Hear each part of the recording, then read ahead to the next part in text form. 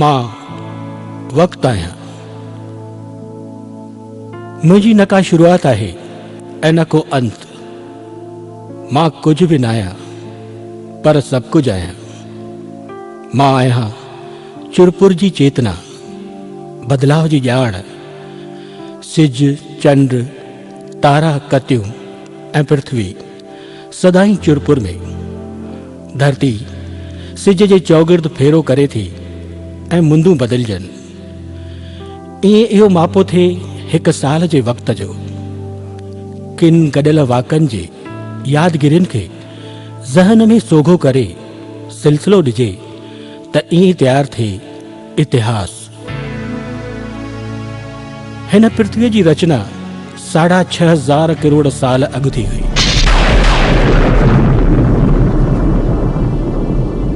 ऐं मां शाहिद आहियां हर बदल सदल जो। किथे बर्फानी चोटियूं, किथे गजंदड़ समुंड, किथे बरंदड़ बयाबान, किथे घाटा झंग, किथे झूमंदड़ झरना ऐं किथे वरी डुक ड्रोड़ कंदड़ छुड़वाग नदियूं। अलॻि हवाउनि जा रुख, हिननि सभिनी गॾिजी ठाहिया अलॻि मुल्क ऐं हर मुल्क जी ॿोली पिणु अलॻि थी। अॼु मां जंहिं मुल्क जी ॻाल्हि कयां थो तंहिंखे सिंध नाले सां कोठियो वेंदो आहे। इंसान शुरूअ में जानवरनि जीअं खाधे लाइ भिटकंदो रहंदो हो। वक़्तु पए खेसि खेती करण जो ॾांहुं आयो ऐं ईअं अवाइली सभ्यताऊं शुरू थियूं। नदियुनि जे किनारनि ते मुअनि जो दड़ो, सिंधूअ जे किनारे ते अवाइली सभ्यता जो मर्कज़। हिकु सुंदर शहर, पक सिरा घर, सिधियूं सवाटियूं घिटियूं, विंदुर वरुअ जा साधन, कणनि मां कीच थियल सरसब्ज़ ज़मीन ऐं हिकु सुखियो सताबो समाज। खोटाई मां मिलियल ही नर्तकीअ जो बुत इशारो करे थो त नृत्य ऐं संगीत में माहिर हुआ हितां जा माण्हू। प्रकृति ऐं पशुपति नाथ जा पूजारी उन महाशक्ति जी उपासना संगीत ऐं नृत्य द्वारा कंदा हुआ।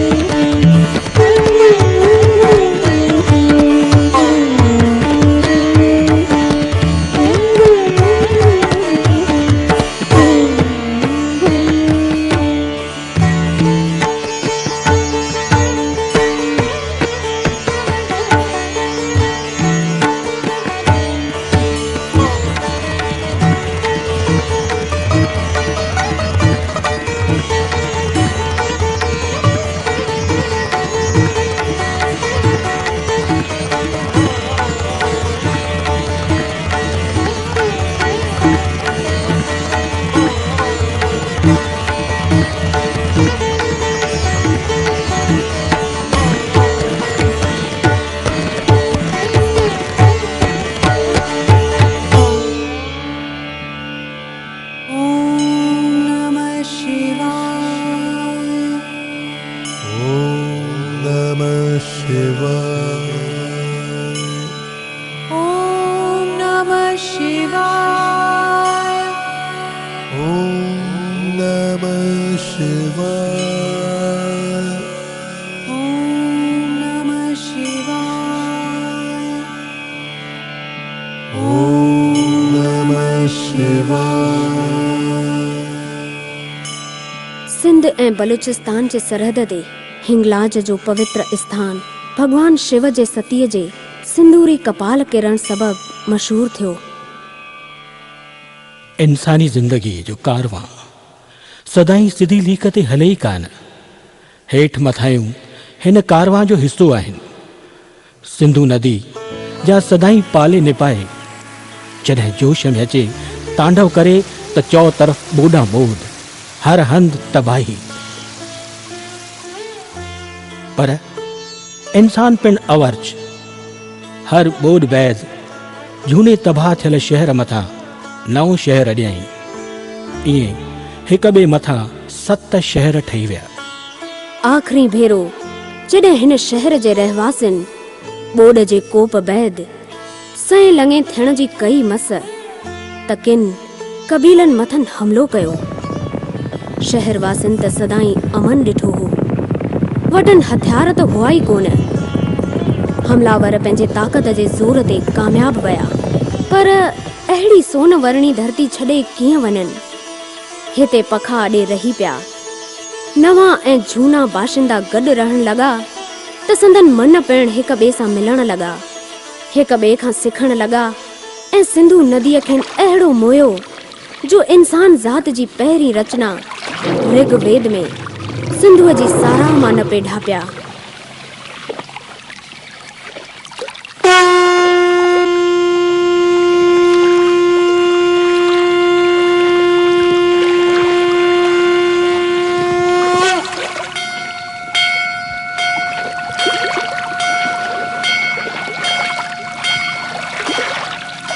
ॐ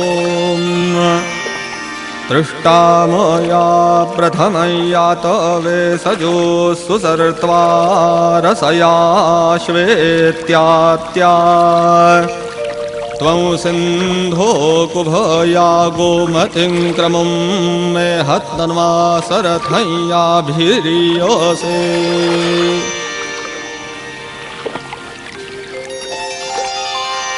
ॐ स्वशवा सिन्धुः सुरथा सुवासा हिरण्यये सुकृता वाजिनीवती पूर्णावती युवती शीलमावत्युताधिवस्ते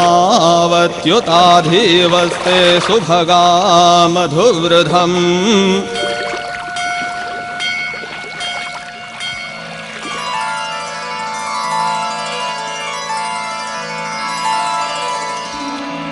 सिंधु तो हलण लाए वरुण राहवली जोड़ी उपाई जझोवन मथा लही है सदोरी।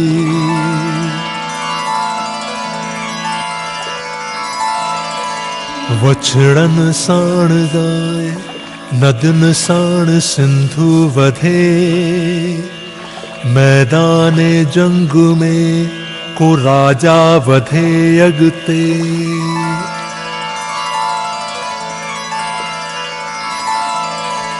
सुंदर घोड़न रथन गहणन कपरन वारी अनाज माखी पशम जरखेज जमीन सारी।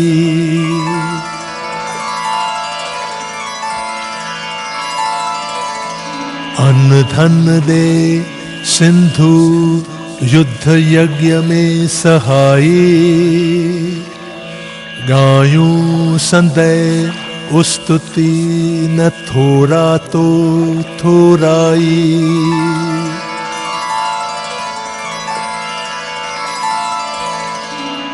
हे वरुण नदियों सब खुश थी वहन सतई। सोहे तिन में सिंधु आंसू डालो कटेई।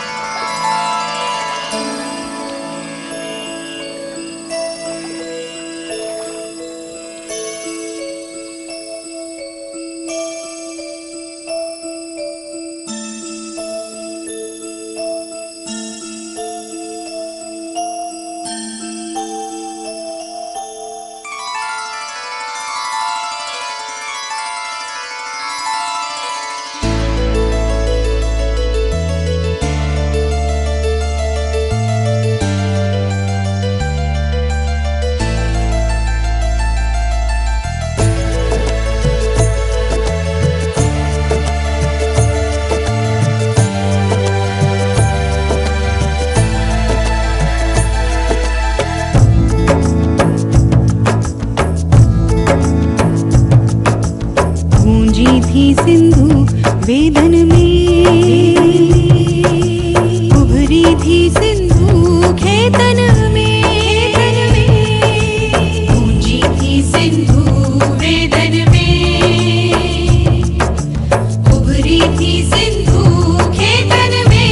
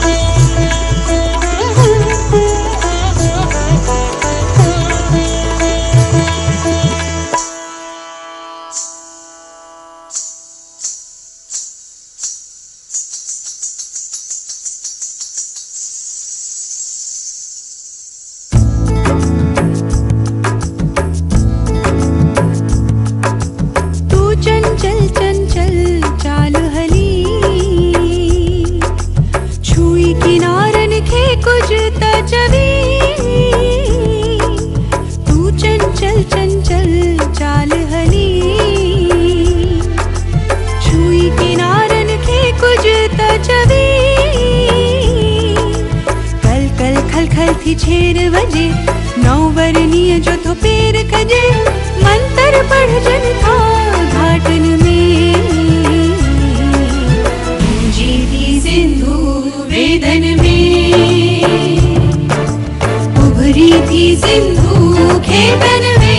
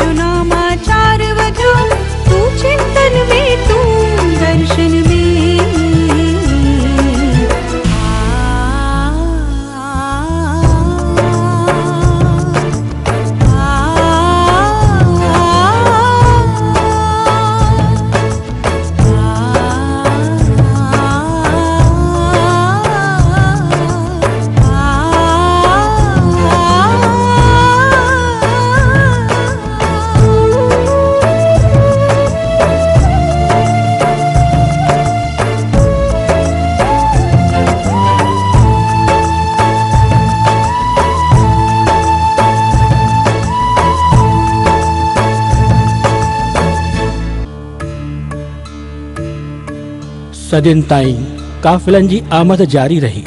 माली आसूदगीअ सभ्यता जो रूप बदिलणु शुरू कयो। ज़िंदगी वधीक पेचीदी बणिजी वई। ईअं थी कम जी विरासत ऐं ज़ात पात जी शुरूआत।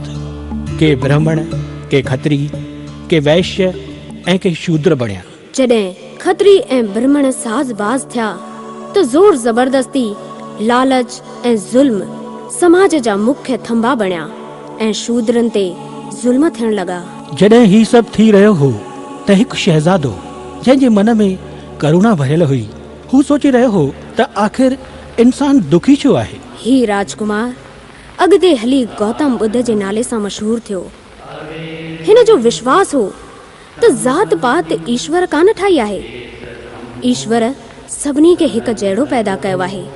सिर्फ़ 8 सही कदमनि खणण सां इंसान हिन जनम मरण जे चकर खां छुटी निर्वाण ते रसंदो। पंहिंजो इहो पैगाम पहुचाईंदो हू सिंध में बि पधारियो। तवारीख़ शाहिद आहे त रोहिड़ीअ जे भरिसां अलोर जे राजकुमार समेत केई संदसि पोइ लॻ बणिया। अॼु ताईं बि सिंध में बुद्ध भॻवान जा स्तूप मौजूद आहिनि। इन जो नतीजो इहो निकितो त सिंध मां सदाईं लाइ ज़ात पात जो सिलसिलो ख़त्म थी वियो।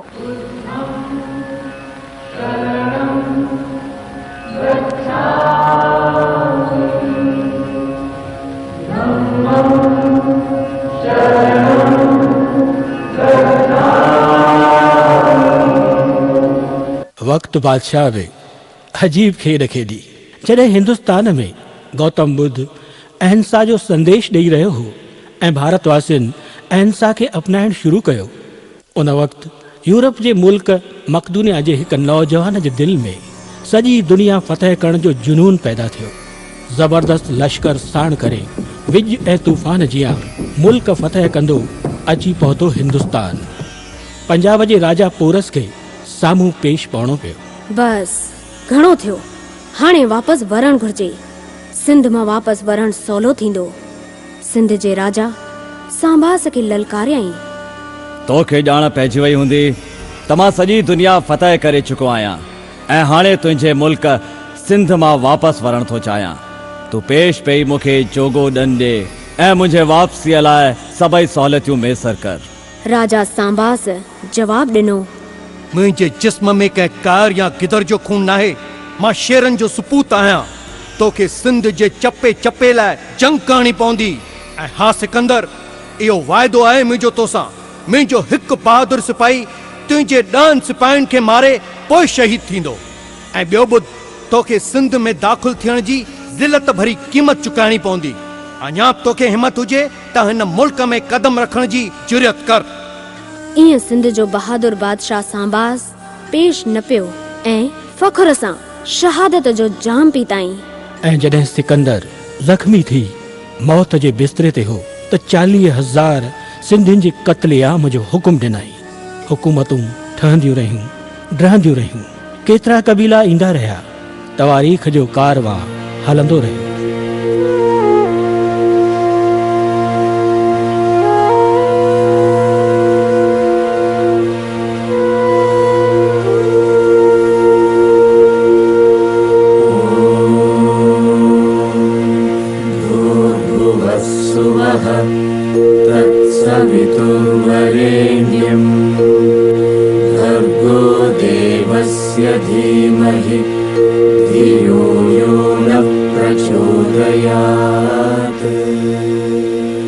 उन वक़्तु सिंध में तेजस्वी सम्राट ॾाहिर जो राॼ हो। संदसि हुकूमत मुल्तान खां मकरान ताईं, कश्मीर खां कच्छ ताईं, थर जे रणपट खां अरबी समुंड ताईं फैलियल हुई। सिज चंड ऐं तारनि जो तिजलो, सभिनी ग्रहनि ऐं देवताउनि जो लाडलो, हिन धरतीअ ते सूरमनि जो सरदार, ऊंदहि ऐं रोशनीअ जो मालिक, सम्राटनि जो सम्राट, सम्राट राजा ॾाहिर दरबार में पधारजी रहियो आहे।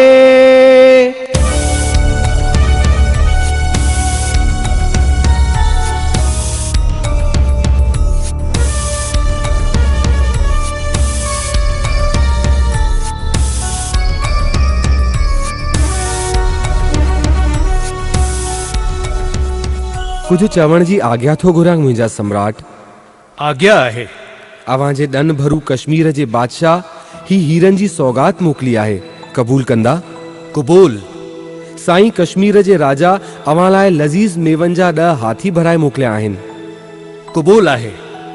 कश्मीर मां हिक फनकारन जी टोली पिण आई आहे। कलाकार अवां जो मनोरंजन करण लाइ आता आहिनि। आज्ञा करियो त हू पंहिंजे फन खे अवां अॻियां पेश करे सुरखरू थियनि। बिला शक असांखे संदन कला जो जोहर ॾिसी ख़ुशी थींदी।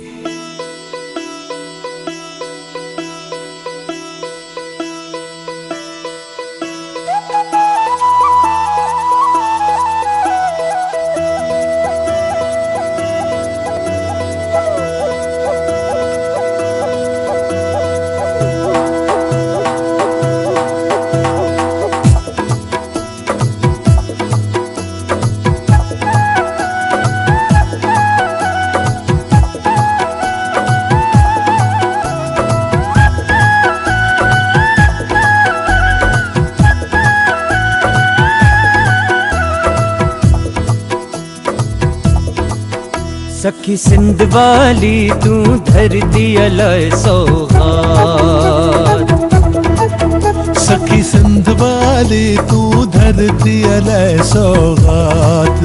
हे राजन सुनाया छा कश्मीर जी बात, हे राजन सुनाया छा कश्मीर जी बात। सखी सिंध वाली तू धरती अलय सौगात, सखी सिंध वाली तू धरती अलय सौगात।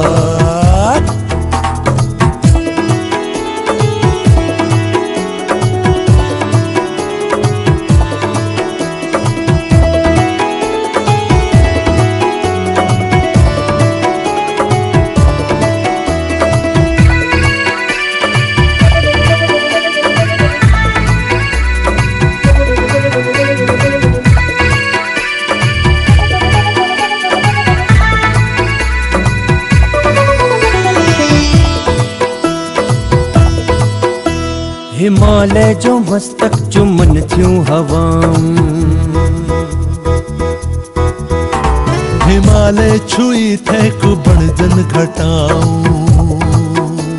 गुलन जू मचन महफिलूं रंग चौधार, चवे हर को कश्मीर जन्नत का चौधार।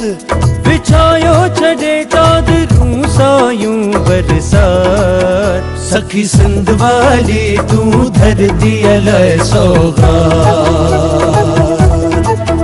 सखी सिंध वाली तू धरती अलय सौगात।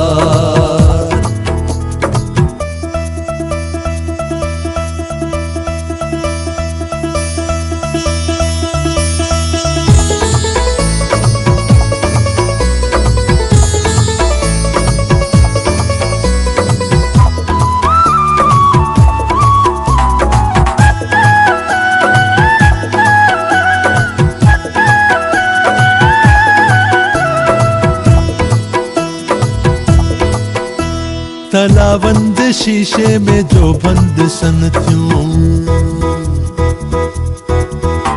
नवेलियूं अखियुनि ते रखी हथ लिकनि थियूं। बुधी गीत मल्लाह जो जागे थी शाम, सुहागिण अखियूं केॾो कुछ पाए थी शाम। खड़ी रसा सुरगी सुरगी का जज्बात। सखी सिंध वाली तू धरती अलय सौगात, सखी सिंध वाली तू धरती अलय सौगात।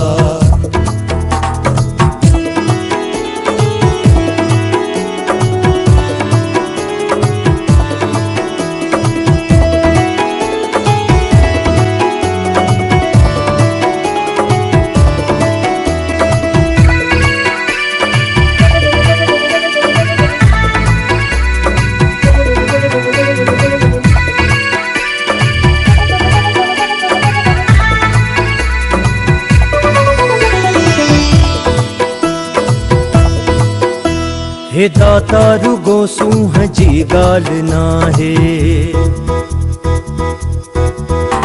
वतन मुंहिंजो शीरी ऐं रांझन जो आहे। वठन जान पगड़ी या लाए ॾेई सघन पिण। ये सादा हर हाल में खुश रहन पिण। मगर को न खाइन था कंहिंखां किथे मौत। सखी सिंध वाली तू धरतीअ लाइ सौगात। ओ सखी सिंध वाली तू धरतीअ लाइ सौगात। हे राजन सुनाया छा कश्मीर जी बात। हे राजन सुनाया छा कश्मीर जी बात। सखी सिंध वाली तू धरतीअ लाइ सौगात। सखी सिंध वाली तू धरतीअ लाइ सौगात।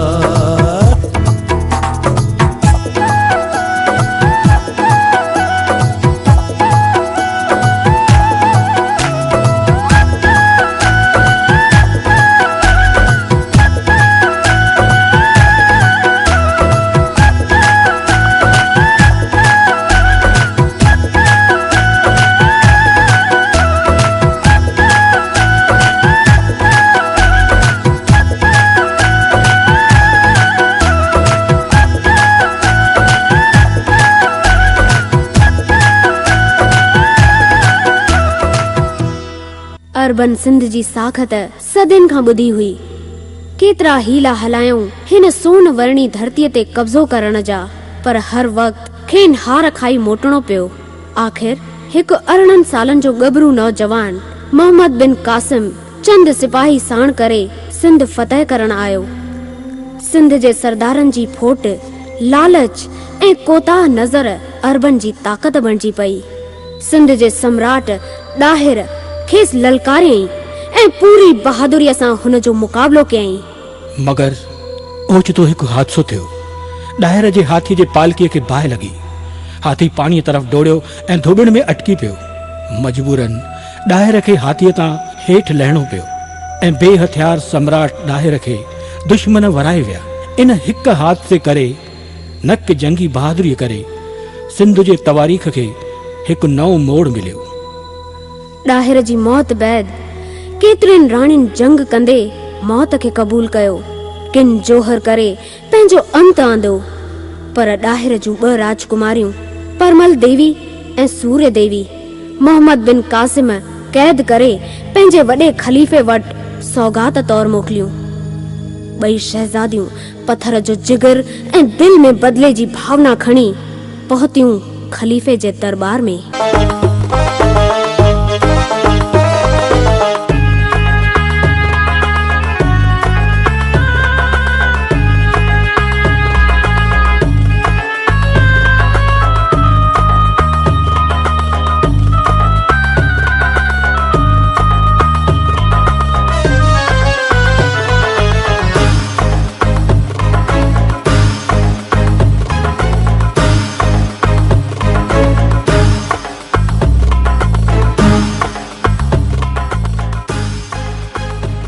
हुजूर आला, तव्हां जे दुश्मन ॾाहिर खे मारे तव्हां लाइ उन जूं 2 शहजादियूं सौगात तौर पेश आहिनि।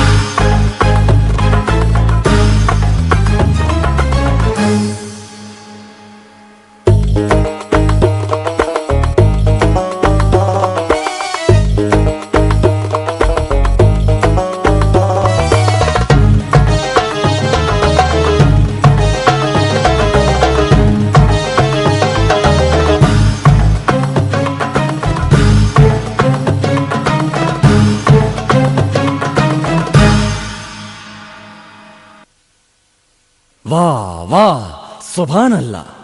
छा त खूबसूरती आहे, छा त नज़ाकत आहे। मां ख़ुशि थियो आहियां। जेको घुरंदियूं सो हुकुम बजा थींदो। तव्हां ॿई मुंहिंजे महल जूं ज़ीनत बणिजो ऐं ऐश करियो। पर जीअंदा क़िबला, हिकु अर्ज़ आहे। इजाज़त आहे। हींअर असीं अव्हां जे लाइक़ न रहियूं आहियूं। इहो वरी छा थियूं फरमायो? तव्हां ॾांहुं मोकिलण खां पहिरीं मोहम्मद बिन कासिम असांखे माणे चुको हो। माणे चुको हो? पंहिंजी झूठ असां वटि मोकिली अथई? संदसि एतिरी मजाल। मां फरमान तो जारी करियां त मोहम्मद बिन कासिम खे जीअरे गॾह जे खल में बंदि करे जल्द जल्द मुंहुं साम्हूं पेश कयो वञे। अवां जे हुक्म जी पैरवी ज़रूर थींदी हुजूर। अहिड़ीअ तरह ॾाहिर जे शहज़ादियुनि चतुराई सां मोहम्मद बिन कासिम खां बदिलो वरितो ऐं शहादत ॾिनी। सिंधु भूमि उन खां पोइ अरबनि जे ज़ुल्म ज़ोर ज़बरदस्ती जो शिकार बणी। अन्याय ऐं अत्याचार जो नंगो नाच थियण लॻो। 10वीं सदीअ में मिर्ख बादशाह जे निज़ाम में ज़ुल्म चोट ते हुआ। फरमान जारी थियो त हर कंहिं हिंदुअ खे इस्लाम क़बूल करणो पवंदो। न क़बूलींदड़ खे क़त्ल कयो वेंदो। सभु सिंधी हिंदू सिंधुअ किनारे गॾु थी वरण देव खे ॿाॾाइण लॻा।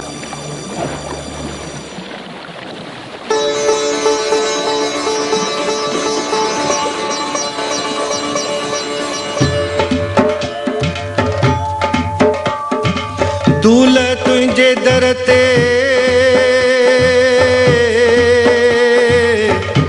ओ आहे छुहारनि जो बाग। वेठो आहीं त सॾु ॾे जे सुम्हियो आहीं त जाग। हाणे ॾे संगत खे लाग। ओ जेके सवाली तुंहिंजे दर जा।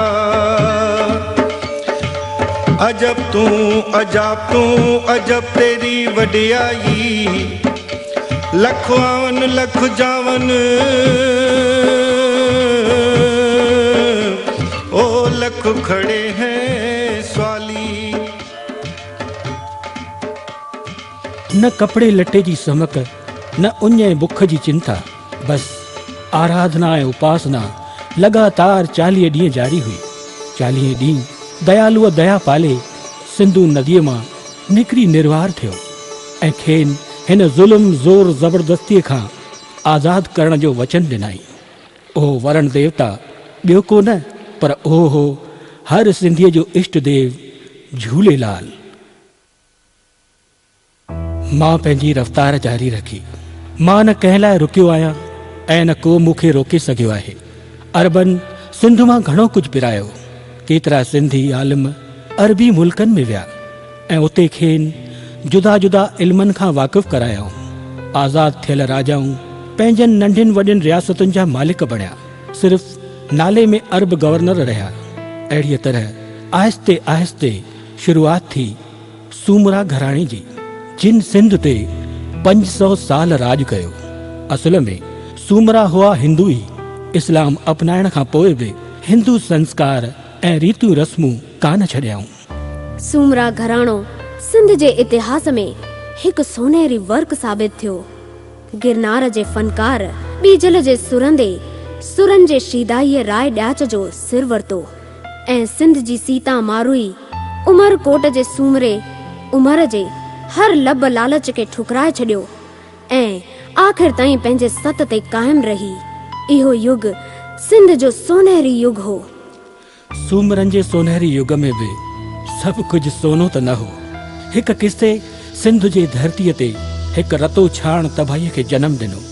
उहो किसो हो दोदे चनेसर जो। दोदो ऐं चनेसर ॿई भाउर हुआ। दोदो नंढो, चनेसर वॾो। संदन पिता जे फौत बैदि अमीरन चनेसर खे पग पहिराइण जो फ़ैसिलो कयो, मगर चनेसर चयो, तरसो पहिरीं माउ खां मोकल वठां। अमीरन सोचियो, जेको शख्स मुल्क जो वाली थियण जो फ़ैसिलो पाण नथो वठी सघे, उन जे हवाले मुल्क कीअं कबो। सो पग पहिरायाऊं दोदे खे, जंहिंजी बहादुरी जगह जगह मशहूर हुई। बस चनेसर ॾमरजी दिल्लीअ अलाउद्दीन खिलजीअ वटि दाही थी वियो। साण करे आयो 10 लख सिपाहियुनि जी फ़ौज। अलाउद्दीन खिलजीअ दोदे ॾांहुं फरमान मोकिलियो त पेश पओ ऐं पंहिंजी भेण भाॻीअ जो हथ ॾे। मगर मुल्क जे अमीरनि फ़ैसिलो कयो त अलाउद्दीन अॻियां आण न मञबी, जंग कबी।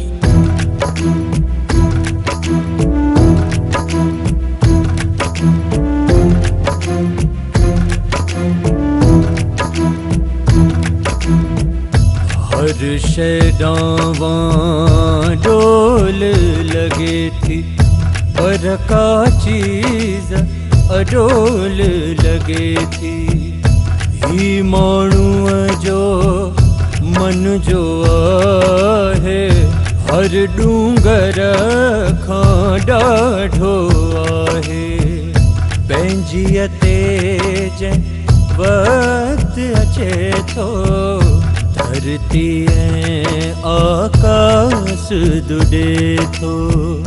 खिलजी तुंहिंजो संग घुरे थो, तख्त चनेसर लाइ चाहे थो।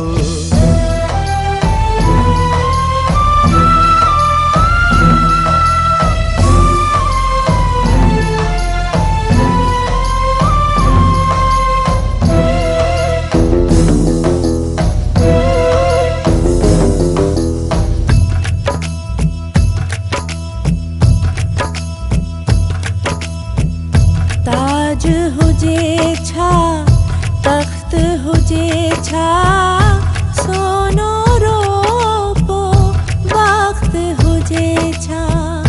तुंहिंजो तख्त अमानत आहे, सारो वक्त अमानत आहे।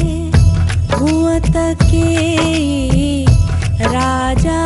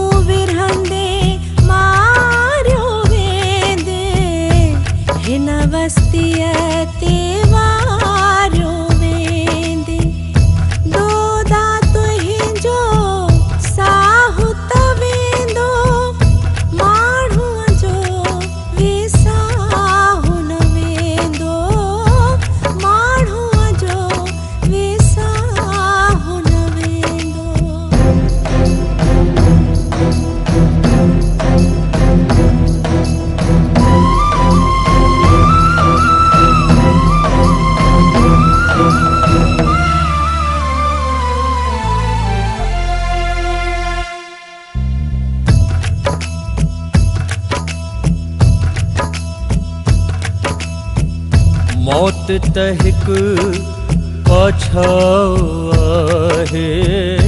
उन जी कब हकीकत नाहे बागी जे अज जान दियामा इन धरतीअ ते घोर थियामा सच चवी थी साबित वेंदो माण्हूअ जो वेसाहु न वेंदो माण्हूअ जो वेसाहु न वेंदो ओ माण्हूअ जो वेसाहु न वेंदो। हिकु दफ़ो वरी मां शाहिद बणियसि घरू जंगियुनि साज़िशुनि ऐं मंसूबनि जो। सॼी सिंध लॻभॻि तबाह थी वई। राज राणियूं कच्छ जे महाराजा जे सरपरस्तीअ हेठि सलामत रहियूं। हुन सिर ॾिनाई पर वचन निभाई। अलाउद्दीन खे पिणु कुझु हथ न आयो। हक़ीक़त में हार ॿिन्ही तरफ़नि जी थी। सिंधु भूमि फ़क़ति राजा महाराजाउनि जंगियुनि ऐं साज़िशुनि जी सरज़मीन न हुई।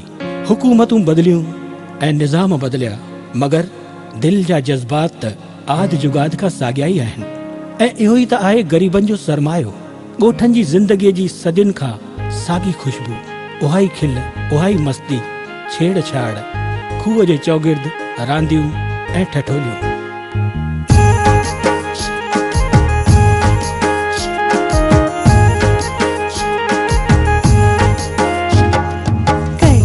गुजर पेर हो रात दर कजेरी गुजर पेर हो रात दर गागर ना छुलकी पवे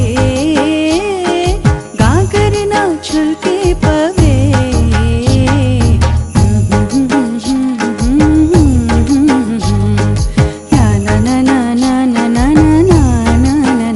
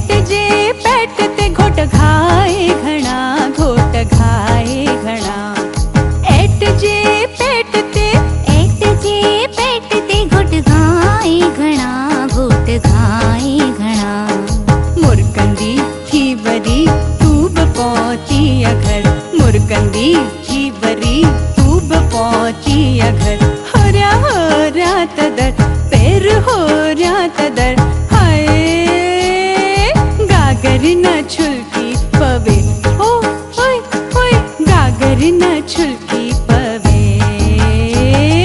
कजरी गुजर पैर हो रहा तदर ओए कजरी गुजर पैर हो रहा तदर हाय कजरी गुजर पैर हो रहा तदर ओए कजरी गुजर पैर हो रहा तदर हो रहा तदर हो रहा तदर हो रहा तदर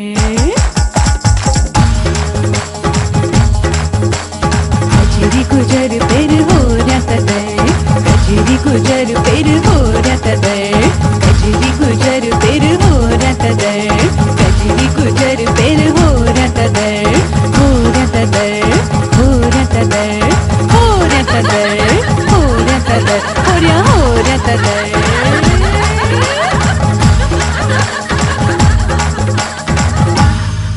सूमरन जे समय पूरे थियण ते समन जॻह वालारी ऐं मुल्क जा वाली बणिया। हू पिण सूमरन जिया हिंदू राजपूत हुआ। सूमरन जे ज़वाल वक़्तु जॾहिं मुग़लनि सिंध फतह करण लाइ मुल्क रतन खे मोकिलियो त समन खेनि हकाले हथें ख़ाली दिल्ली रवानो कयो ऐं पाण वाली बणिजी विया। समन जे राजा खे चवनि ॼाम भॻवान कृष्ण जी राणी जामवंतीअ जी ही संतान हुआ। ऐं सिंध जे सरताज शाइर शाह अब्दुल लतीफ़ ॼाम तमाचीअ समय खे अमर करे छॾियो। नूरी ॼाम तमाचीअ जो किस्सो हर सिंधीअ जे दिल जी धड़कन बणिजी चुको आहे।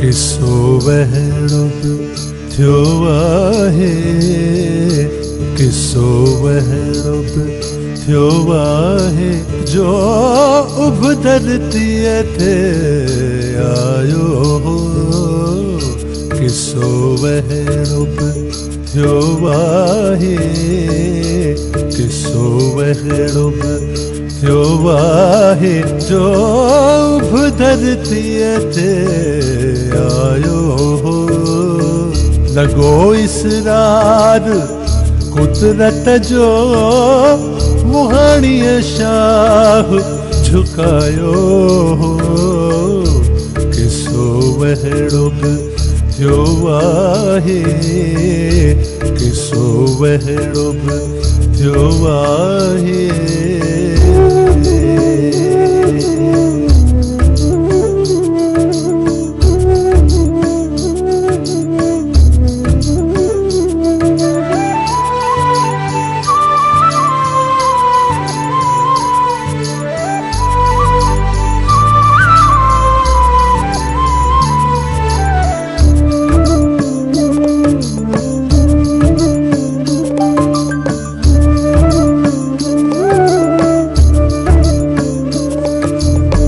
हिस्सो इतिहास जो आहे लगे थो पदका आखाणी तमाची जाम जो पत्थर जिया मन थी वियो पानी शिकारी वेस में वियो हो वधियो ज़ख़्मी थी नेड़न सां खिखो खारो हुई नूरी लगी वेड़ियल गुलाबन सां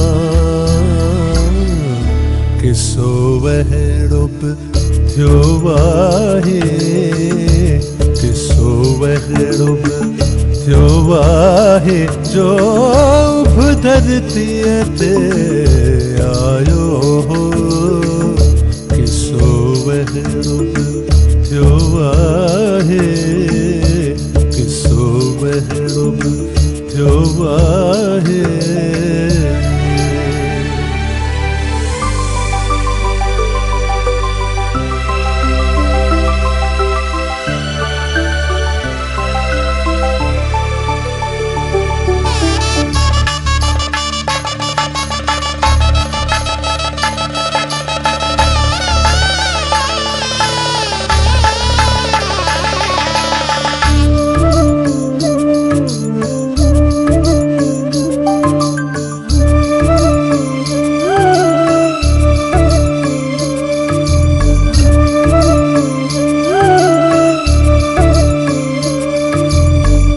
निमाणी थी रही नूरी महल में झूपड़ी अवारी।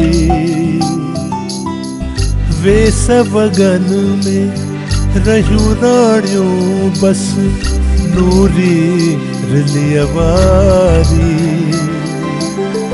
तमाचिया सब ॾिठो समझो निमाणा ये देव्यो निमतो। कयाई फैसलो अहिड़ो अजब इतिहास खे लॻंदो। किसो वहिड़ो बि थियो आहे, किसो वहिड़ो बि थियो आहे जो धरतीअ ते आयो हो। लॻो इसरार कुदरत जो मुहाणीअ शाह झुकायो हो। किसो वहिड़ो बि थियो आहे, किसो वहिड़ो बि थियो आहे।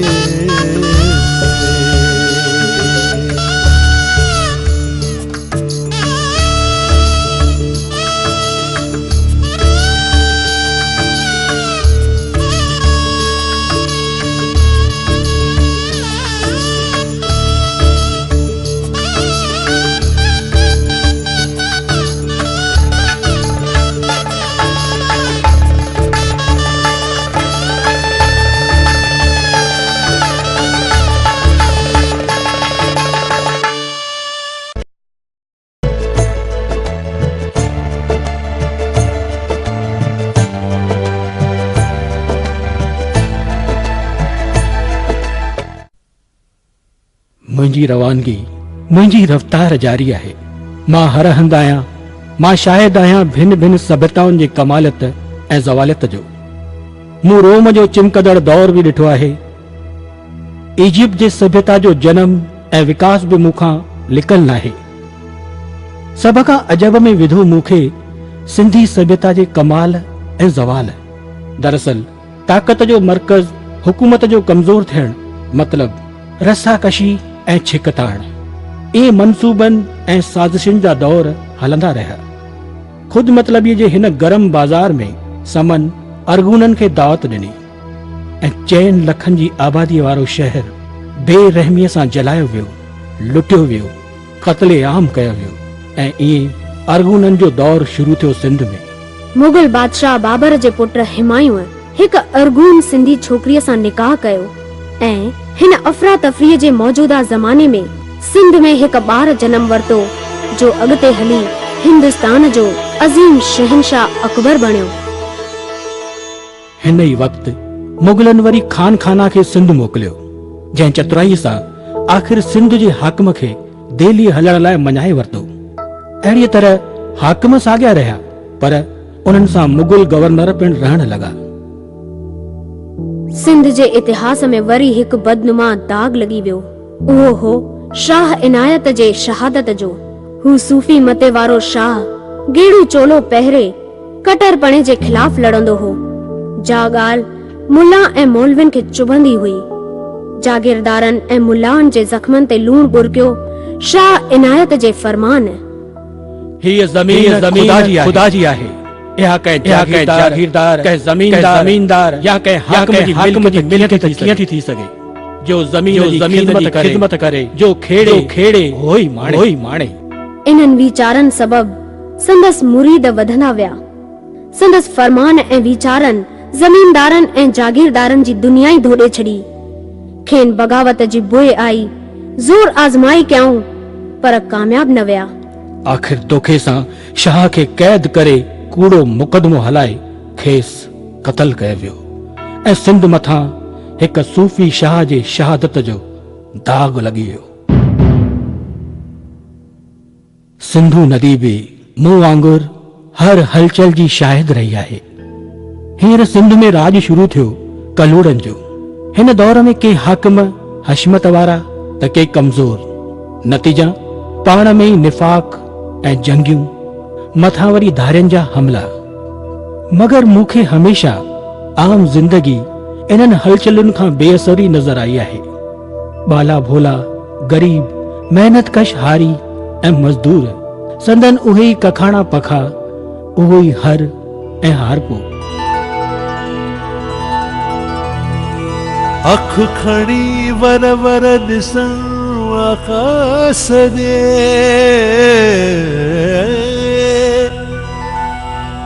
आस जा था हथ खजन आकाश ॾे, बादलन जी ओन पेशानी पघर, वड फुड़े ते आहे हारिय जो गुज़र।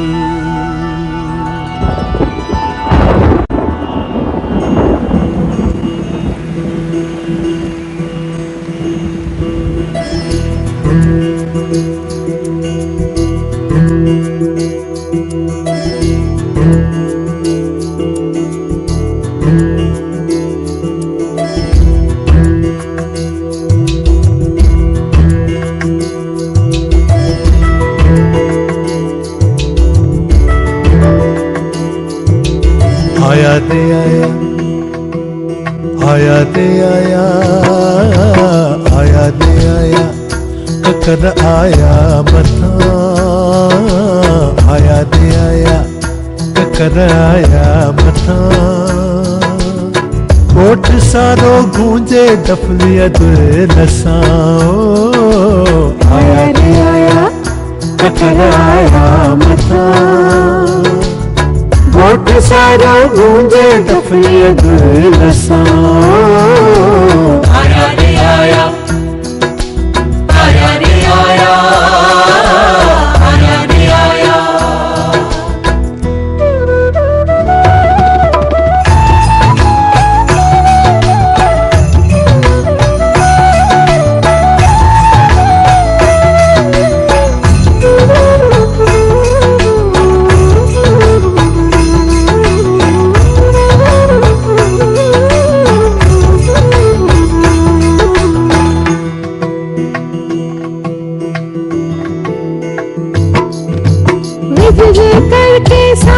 वसकारा वसन जल मिठा भाला चुभन के डोवड़न,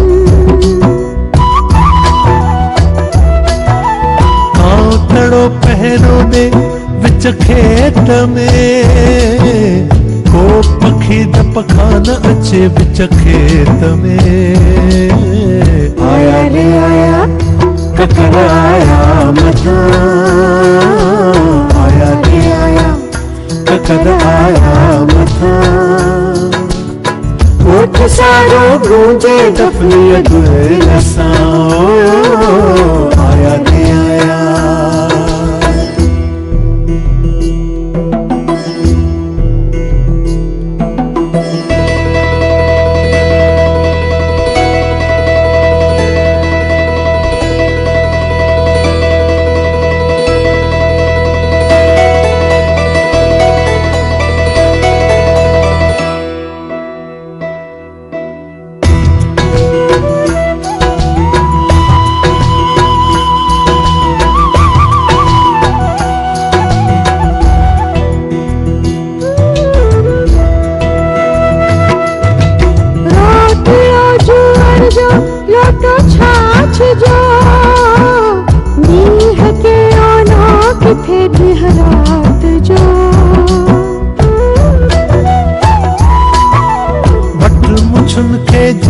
अचे खिसके चुनी, अख अख में कानिय में अटके चुनी, आया रे आया, ककर आया मथा,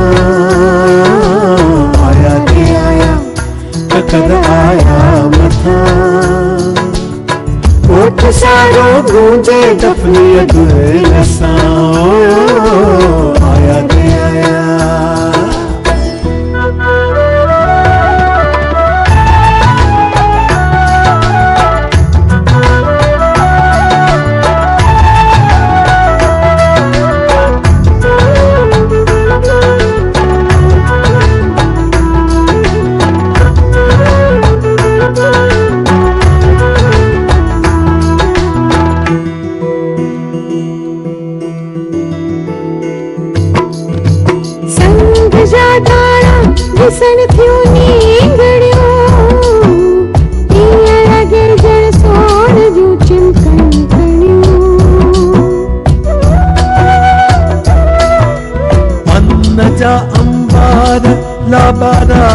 बचन बुध बधवा के था हरी छा जवान साई सदाई करी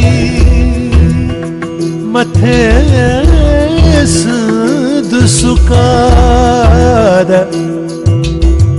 दोस्त मिठा दिलदार आलम सब आबाद करी वो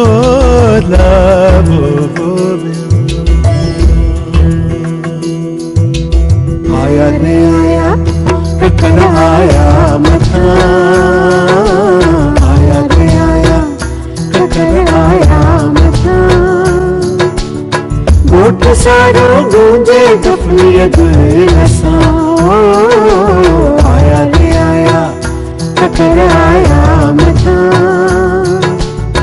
गोठ सारो गूंजे दफनियत रसा आया रे आया आया रे आया आया रे आया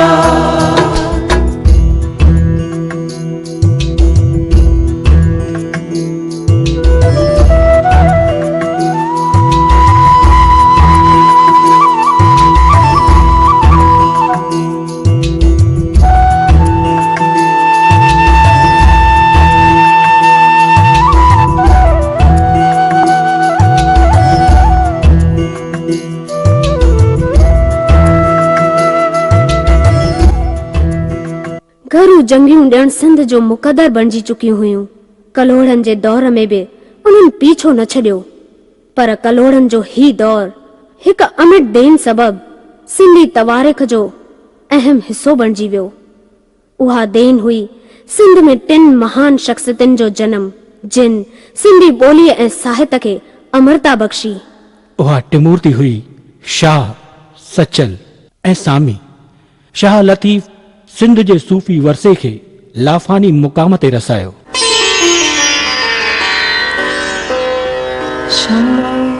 मारींदे सब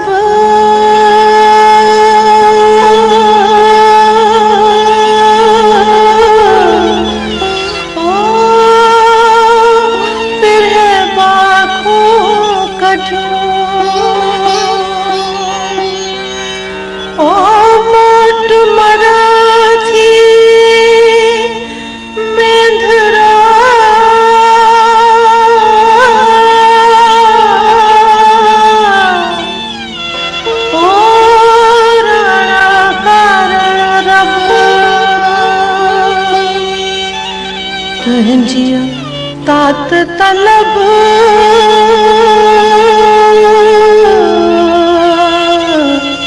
कांग उडायम काक जा छल जीरे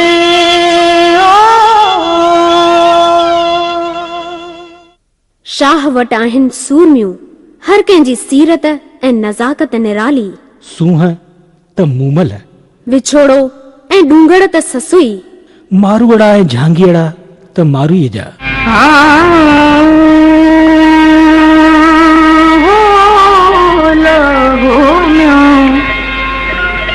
संधिया सुयस दियो हो मारन सीसा वेठी सारिया सूमरा हित गोलाड़ा ऐं गाह हियो मुंहिंजो हुत थियो हो हित मिट्टी ऐं माह पखन मंझि पसाह कालिब आहे कोट में पछता त लीला जो, सुहिणी त मतो महराण ऐं कचो घड़ो।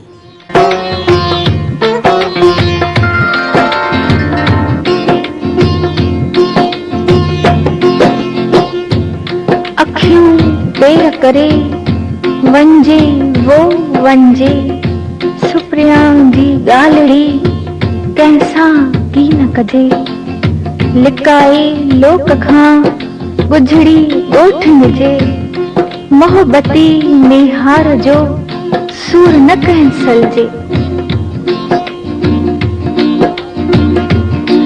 कारी रात कच्चो घड़ो उड़टिय ऊंधाई चंद नालो नाहको दरिया दड़ लाई साहिर कारण सुनी आदि ते आई ही कम इलाही न त कुन में केर घिरे दहशत दम दरिया में जित जायो जाना रन न को संदो सीर जो मब न मलाहन दरंदा दरिया में वाका कयो वरन सजा बेड़ा पार में हलिया हेठ वञन पुरतो पैदा न थिए तख्तो मंझा दिन को जो कहर कुनन में वया कीन वरन उते अणतारुल साहर सीर संघाए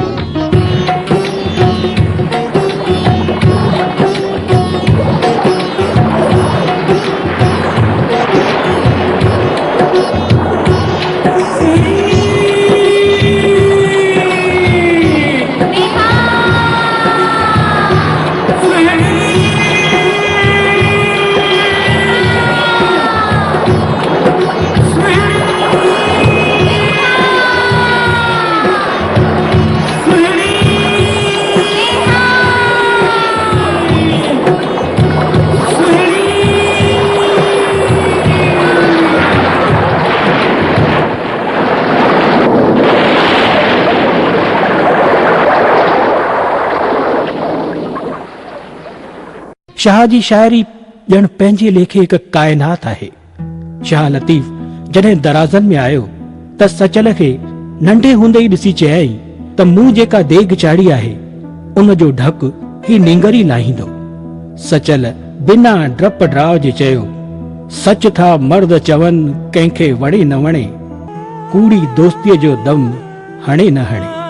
चोज में अची ऐलान कयई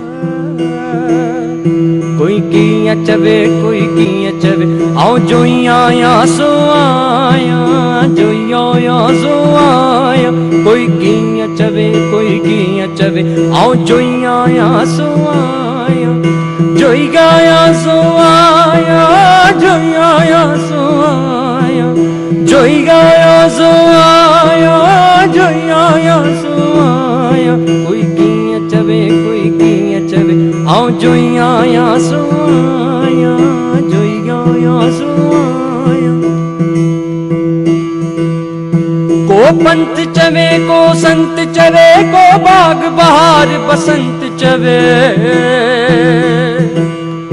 को पंथ चवे को संत चवे को बाग बहार बसंत चवे कोई मीरोसी कलवंत चवे कोई मीरोसी कलवंत चवे आऊं जो ई आया सो आया जो ई आया सो आया कोई कीअं चवे कोई कीअं चवे आऊं जो ई आया सो आया जो ई गाया सो आया जो ई आया सो आया जो ई गाया सो आया जो ई आया सो आया कोई कीअं चवे कोई कीअं चवे आऊं जो ई आया सो आया जो ई आया सो आया।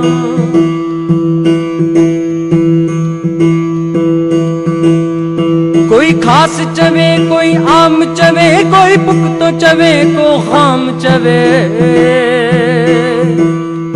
कोई खास चवे कोई आम चवे कोई पुख्तो चवे को खाम चवे कोई सच्चल सच्चू नाम चवे कोई सच्चल सच्चू नाम चवे आऊं जो ई आया सो आया जो ई आया सो आया कोई कीअं चवे कोई कीअं चवे आऊं जो ई आया सो आया जो ई आया सो आया जो ई आया सो आया जो ई आया सो आया जो ई आया सो आया कोई कीअं चवे कोई कीअं चवे आऊं जो ई आया सो आया जो ई आया सो आया जो ई आया सो आया जो ई आया सो आया।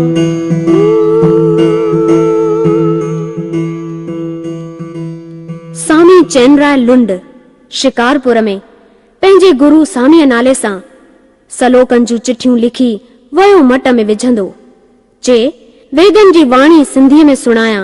संदस मौत बैद जॾहिं संदस ही अमूल्य खजानो हथ लॻो त हर को सलोकन ते मोहित थी पियो।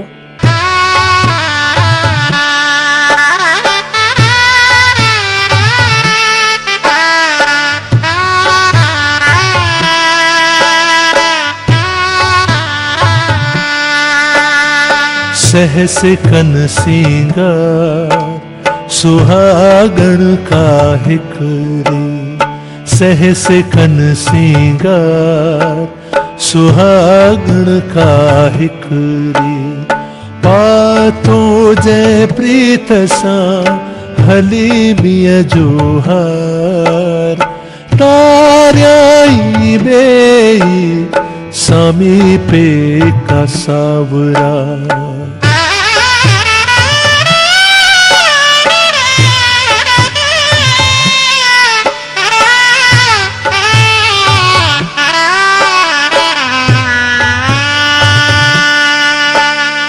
जय रिझायो कांत औ सुहागण सा चवा, जय रिझायो कांत औ सुहागण सा चवा, चढ़ी सुख पत से जते खेले नित बसंत।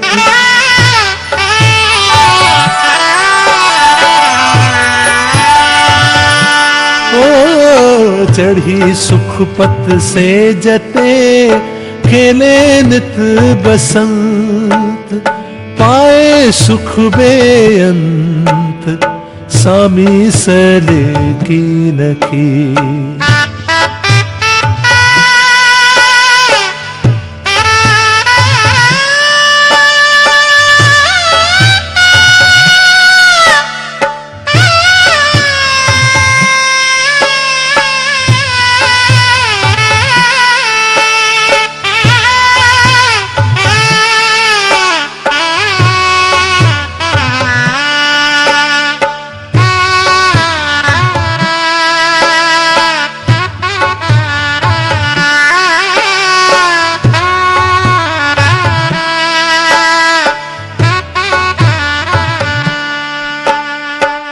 कलोड़न बैद वक्त आयो मीरन जो। घरू जंगन के बुंजो ॾियण लाइ सिंध जा 4 हिस्सा करे पाण में विरहाए राज करण लगा। ये मीरन जी चौयारी मशहूर थी ऐं मीर बि अंग्रेजन जे चापलूसीअ में अगरा हुआ। उन वक्त भर वारे पंजाब जो राजा हो रंजीत सिंह। अंग्रेजन पारां खेस मीरन ते करड़ी नजर रखण जी हिदायत कई वई। दीवान गिदूमल मीरन वटि हिकु क़ाबिल अमलदार हो। उन मीरन खे इहा सलाह ॾिनी त राजा रंजीत सिंह खे खुश रखो ऐं मीरन पिण उन सलाह ते अमल कंदे पहिरीं हैदराबाद जे मुख्य बाज़ार में गुरुद्वारो ठाहिण जी इजाज़त ॾिनी। पोइ त सिंध जे घिटी घिटीअ में गुरुद्वारा बर्पा थी विया। आहिस्ते आहिस्ते जिते बि सिंधी हिंदू हूंदा हुआ उते गुरुद्वारा ठही विया। सिख गुरुनि जी सिख्या सूफ़ी मत सां मेल पे रखियो। ई पंजाब बैद गुरु नानक जे पंथ जा घणे में घणा पोइलग सिंध में ही थिया। सुबुह जे वक्त जॾहिं मुंदरनि में आरतीअ जा घिंड वॼनि, मस्जिद मां अज़ान जो आवाज़ अचे। अल्लाहु अकबर, अल्लाहु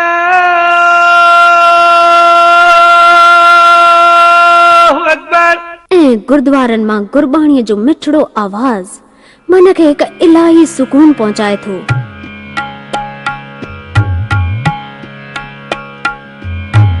सतनाम सतनाम सतनाम जी, वाहे गुरु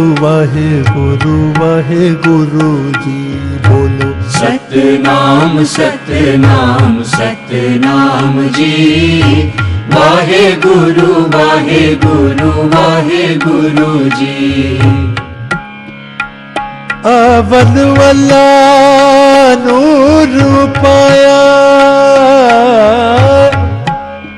कुदरत के सब बंदे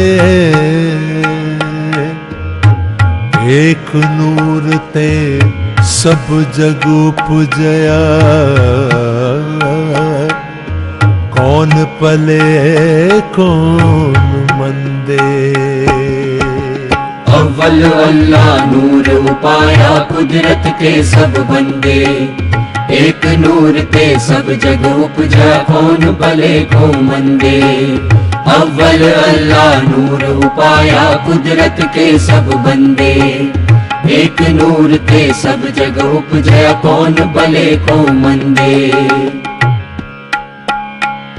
सब में सच्चा एको सोई, तिसका किया सब कुछ होई। हुक्म पहचाने सोए को जाने, बंदा कहिए सोई।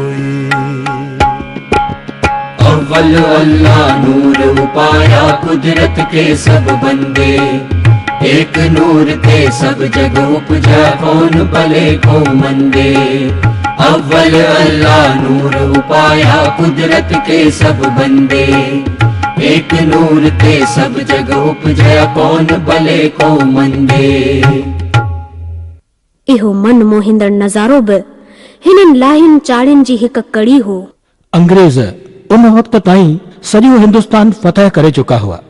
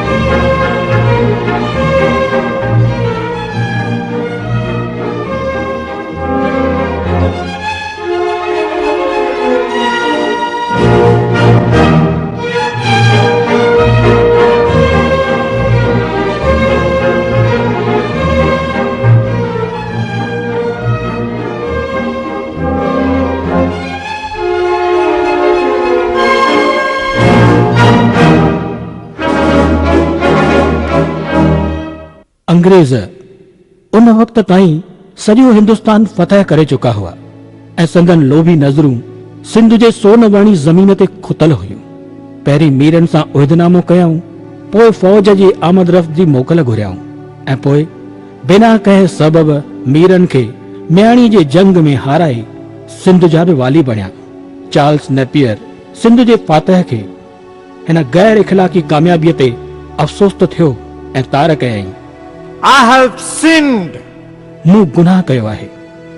हा, सियासत में सभु रवा आहे, जो ॾाढो सो गाबो। पर सिंध त विलायत में अयामन खां मशहूर हुई। कंहिं ज़माने में सिंध जी मलमल खे चवंदा ई हुआ सिडान। इहा वंड वापार जी परंपरा हलंदी रही। ईस्ट इंडिया कंपनी जे दौर में सिंध जे सुहिणे कपड़े ते नाज़ुक ऐं नफ़ीस भर्त भरे कपड़ा पहुचंदा हुआ त यूरोप जूं सुंदरियूं उन ते मोहित थी पुछंदियूं हुयूं, What is this called? जवाब मिलंदो हो, memsahib, it is called Sindh work. ऐं ईअं सिंध जे वंज वापार जी अवाइली परंपरा में सिंध वर्क लफ़्ज़ पिण शामिल थी वियो ऐं केतिरनि सिंध वर्कनि परॾेहनि में सिंध जो घाट ऊंचो कयो। सन 1844 में अंग्रेज ऐं सिंधी माहिरनि ऐं अदीबनि जूं गॾियल बैठकूं थियण शुरू थियूं। सिंधी ॿोलीअ लाइ मौजूदा लिपि अपनाई वई। ख़यालनि, वीचारनि ऐं अदब जी ॾे-वठ उरूज ते पहुतल सिंधी शाइरी सां गॾु सिंधी नस्र जो बि विकास कयो। अंग्रेज़नि सिंधी सिखी केतिरा किताब अंग्रेज़ीअ में छपाया। उन ई वक़्तु हिकु अंग्रेज़ लॉर्ड फ्रेर सिंध जे विकास लाइ स्कूल ऐं कॉलेज शुरू कराया ऐं 1852 में एशिया जे पहिरीं टपाल जी टिकली हिन साहिब सिंध में शाया कई। तालीम ऐं अदब जे विकास जा रूह रवा बणिया मिर्ज़ा कलीच बेग, ऋषि दयाराम गिदूमल, कौड़ोमल चंदनमल खिलनाणी। समाज सुधारे में अगरा बणिया साधु हीरानंद नवल राय, ऋषि दयाराम ऐं घणो पोइ छोकरियुनि जे तालीम लाइ साधु टी.एल. वासवाणीअ मीरा स्कूल ऐं कॉलेज बर्पा कयो ऐं संदसि शिष्य दादा जशन वासवाणी हिते पिण रूहानी रहबर बणिजी उहा जोत जगाए रखी आहे। उन वक़्तु हिंदुस्तान जी राजधानी कलकत्तो हुई। केतिरा नौजवान कलकत्ते वञी ब्रह्मो समाज सुधार जो उत्साह पिराए आया ऐं सिंध में पिण ब्रह्मो समाज जी स्थापना थी। ही सभु जॾहिं थी रहियो हो त मुल्क में हिकु नओं माहौल तयार थी रहियो हो। सन 1885 में इंडियन नेशनल कांग्रेस बर्पा थी। शुरुआत खां ई सिंध मां हिन कांग्रेस जे इजलास में एवज़ी शिरकत करण लगा ऐं सिंध ॿियनि प्रांतनि सां आज़ादीअ जी हलचल में कुल्हो कुल्हे सां मिलाए हलण लगी। सन 1911 नोबल इनाम याफ़्त कवि रविंद्रनाथ पंहिंजे तराने जन गण मन में सिंध जो ज़िक्र करे अक़ीदमंदीअ जो इज़हार कयो। राष्ट्रपिता महात्मा गांधी 7 भेरा सिंध पधारियो ऐं हिन सिंधी जातीअ जी दिल खोले साराह कई ऐं चयईं, मां बि पाण खे सिंधी सॾाइण में फ़खुर महसूस करियां थो। सुभाष चंद्र बोस ऐं महात्मा गांधीअ सिंधियुनि जी क़ाबिलियत ऐं योगदान खे ॾिसी खेनि वर्ल्ड सिटीज़न जो लक़ब ॾिनो। जॾहिं 1942 में बापूजी अंग्रेज भारत छोड़ो ऐं करो या मरो जो नारो ॾिनो त ॼण भंभोर में बाहि लॻी वई। प्रभात फेरी ऐं लाठी चार्ज जो दौर शुरू थी वियो। अहिड़े वक़्तु अंग्रेज़नि खेॾ खां कमु वरितो। सिंधी मुसलमाननि ऐं सिंधी हिंदू बाशिंदा जेके पाण में खीर खंड वांगुरु हर सुख दुख में भाङे भाई थी रहंदा हुआ, उन्हनि विच में निफ़ाक़ ऐं फ़र्क़े परस्तीअ जो बिज छटियो। वीछा ऐं नफ़रतूं वधण लगा। हिन कटरपणे जो शिकार थियो सिंध जो आला इंसान, गरीबन जो मददगार ऐं हमदर्द, सूफी संत भगत कंवरराम साहिब।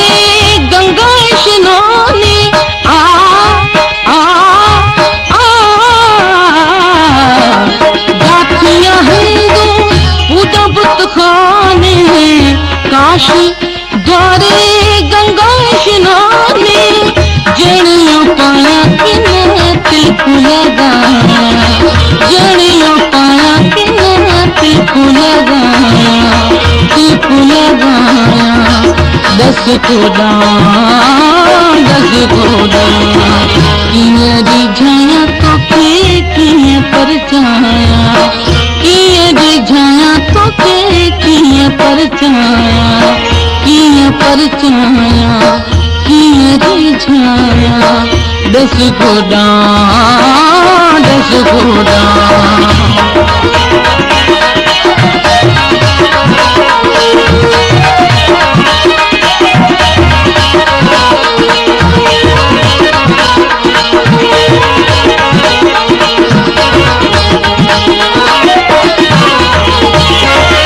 जाथिया नाचू पान पेशवाजी ढुक्कड़ा घुमचर साजी आवाजी जाथिया नाचू पान पेशवाजी ढुक्कड़ा घुमचर साजी आवाजी आ आ आ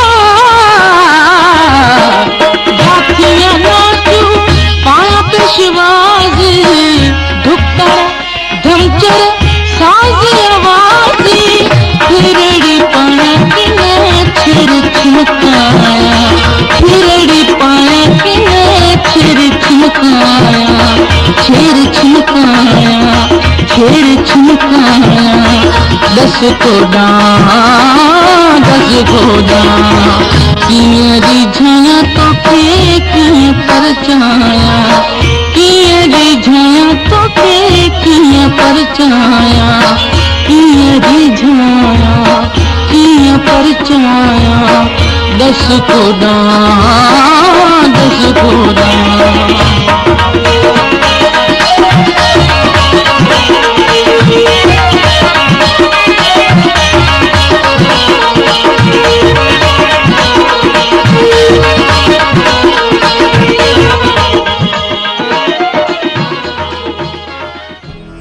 संदसि निहठाई ऐं मक़बूलियत किन कटर मुस्लिम अनासरनि खे न आयड़ी ऐं 1 नवंबर 1939 रुक स्टेशन ते गोलियूं हणी खेसि शहीद कयो वियो।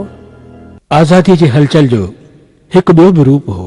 किन जोशीलनि नौजवाननि जो विश्वास हो त हिंसा जो जवाब अहिंसा न पर हिंसा सां ई ॾेई सघिबो। गोलीअ जो जवाब गोली। ऐं इहे मुल्क में केतिरियूं इनकलाबी जवाननि जूं टोलियूं पैदा थियूं। वतन लाइ सिर कुर्बान करण लाइ चंद्रशेखर आज़ाद, भगत सिंह ऐं राजगुरुअ जहिड़ा केतिरा नौजवान फांसीअ खे अमरता जो परवानो समझी शहीद थिया।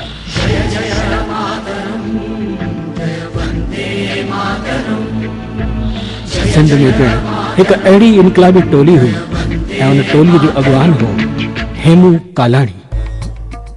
साथियों, असांखे हिते सिंध में आज़ादीअ जी हलचल हलाइणी आहे। असीं तैयार आहियूं। हेमू हेमू साथियों, इम्तिहान जी घड़ी अची चुकी आहे। अंग्रेज मिलिट्री ट्रेन असां इनकलाबियुनि जे हलचल खे कुचलण लाइ सिंध में अची रही आहे। गोले बारूद सां भरियल हिन ट्रेन खे विच रस्ते में ही किराइणो आहे। असीं जान जी बाज़ी लॻाइण लाइ तैयार आहियूं। ॿुध, ख़बर पक्की आहे न त ट्रेन अंग्रेज मिलिट्री सिपाहियुनि जी आहे। ईअं न थिए ग़लतफ़हमीअ सबबि असांजा बेगुनाह हिंदुस्तानी मारिजी वञनि। न, खबर बिल्कुल पक्की आहे। ट्रेन उन फाटक तां गुज़रंदी ठीक 6:35 त बस हींअर शाम जा 4 थिया आहिनि। ठीक 6 बजे तव्हां सभु हनुमान मंदिर वारे फाटक ते मिलो। ठीकु आहे? ठीकु आहे। हलो हलो मिलूं था फाटक ते।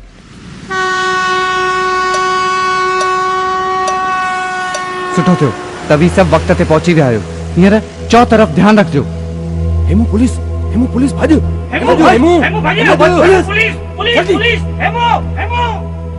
Hands up! You are under arrest.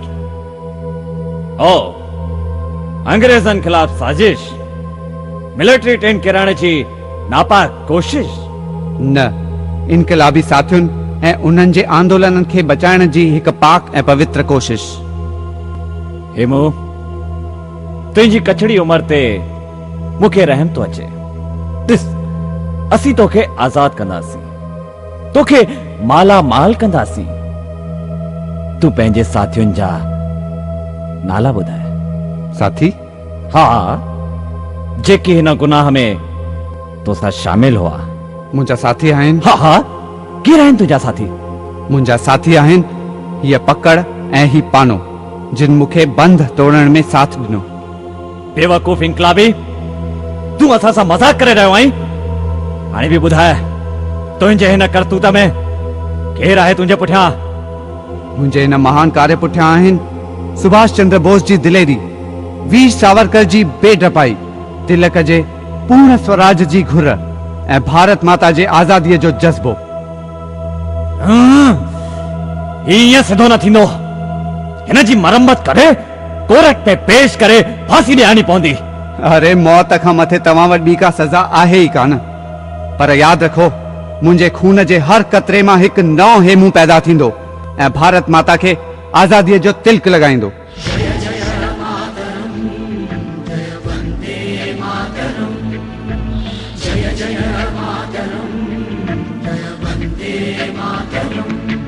आखिर सभिनी कुर्बानियुनि पंहिंजो रंग ॾेखारियो ऐं 15 अगस्त 1947 ते हिंदुस्तान आज़ाद थियो।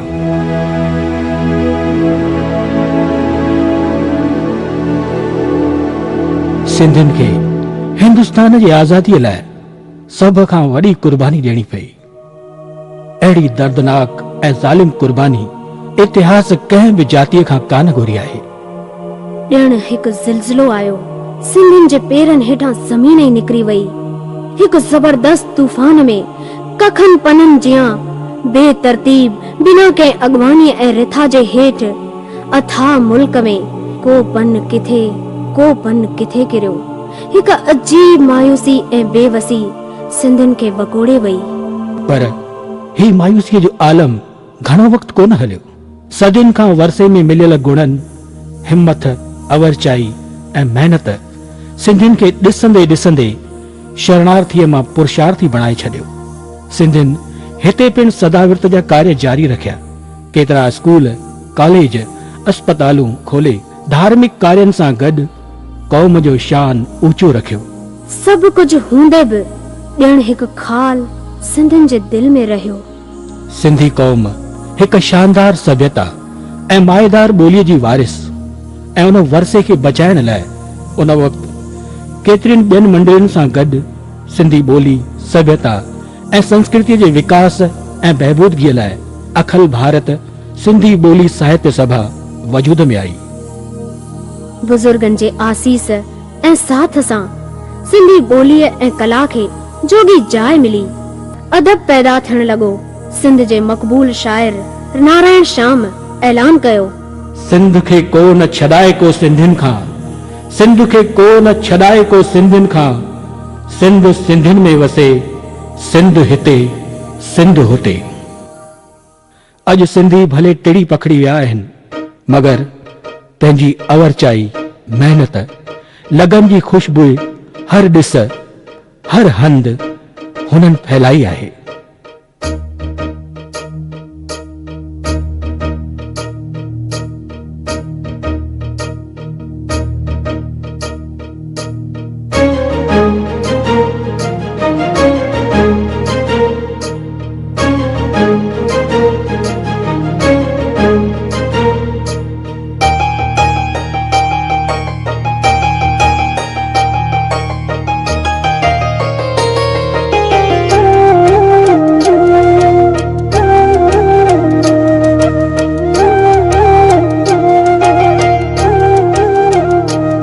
सचते था हलन कह खान ढिजन, सचते था हलन कह खान ढिजन, सुहिणा सिंधी, सुहिणा सिंधी। गंगा खे निमन सिंधुअ खे चुमन, गंगा खे निमन सिंधुअ खे चुमन, सुहिणा सिंधी, सुहिणा सिंधी, सुहिणा सिंधी, सुहिणा सिंधी, सुहिणा सिंधी।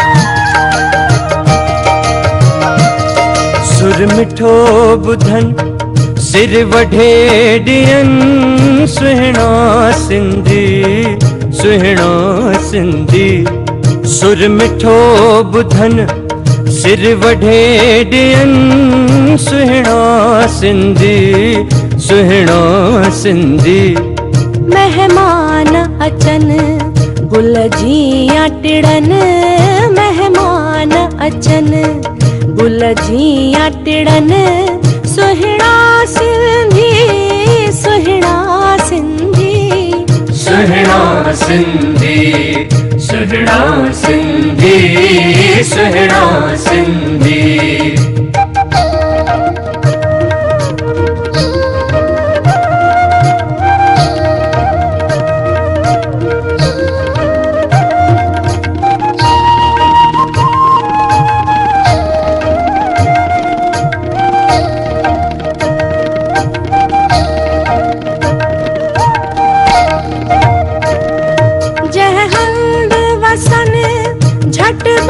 सिखन सुहिणा सिंधी सुहिणा सिंधी जह हंद वसन झट बोल सिखन सुहिणा सिंधी सुहिणा सिंधी पंहिंजो समझन सरहद न मञन पंहिंजो समझन सरहद न मञन सुहिणा सिंधी सुहिणा सिंधी सुहिणा सिंधी सुहिणा सिंधी सुहिणा सिंधी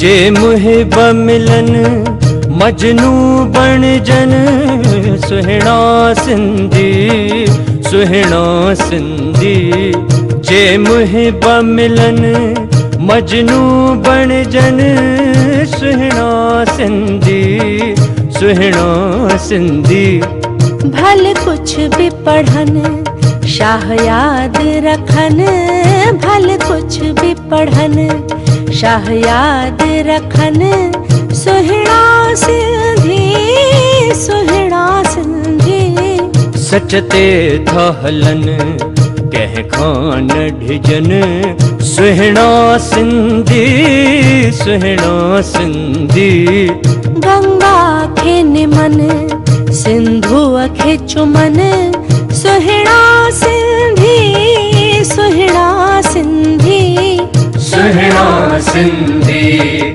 सुहिणा सिंधी सुहिणा सिंधी